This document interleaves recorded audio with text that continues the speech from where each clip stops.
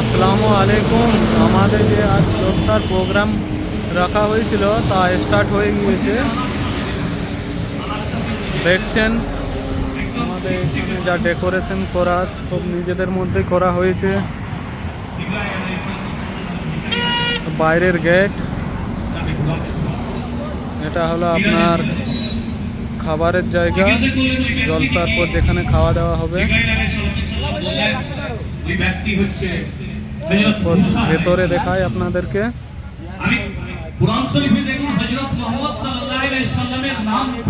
যেটা আপনার অর্গানাইজ করছে Durgapur minority social workers.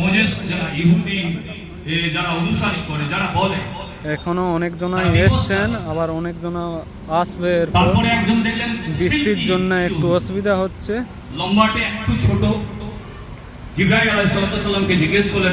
Programme start already.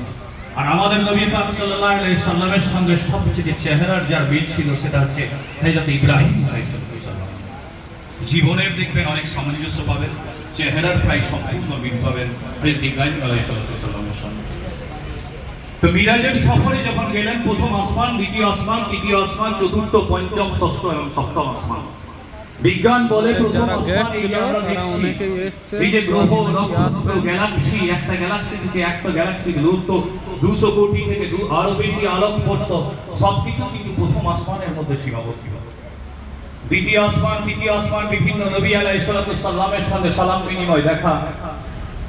তারপরে সিদরাতুল মুনতাহারে যখন আল্লাহ পাকের সঙ্গে সামনাসামনি এলেন, যে সিদরাতুল মুনতাহারের কাছে গিয়ে হুজুর পাক সাল্লাল্লাহু আলাইহি সাল্লাম বর্ণনা করছেন যে কলমের খসখস শব্দ শুনতে পাচ্ছি। আমাদের প্রতিটা কার্যকলাপ, আমার ভেতরের সমস্ত কিছু আল্লাহ পাক দেখতে পান, খসখস শুনতে পাচ্ছেন। আল্লাহ পাকের কাছে 3টে হাদিয়া নিয়ে এসেছিলেন আমাদের জন্য, উম্মতি মুহাম্মদী।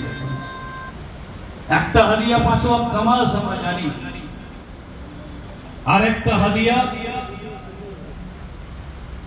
রহমতের হাদিয়া, বলছে তোমার উম্মত যদি পাহাড় পরিমাণ গুনাহ নিয়েও যদি আমার সামনে হাজির হয় শিরক ব্যতীত, তাহলে আমি তার থেকেও বেশি দয়া নিয়ে তার সামনে হাজির হব।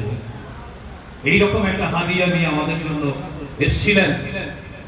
তো সেই মিরাজের টাইম দেখুন, আল্লাহ পাকের টাইম ফ্রেম আর আমাদের টাইম ফ্রেম এক নয়। বিজ্ঞান বলে, দেখবেন বিগ ব্যাং থিওরি বলছে, বিজ্ঞান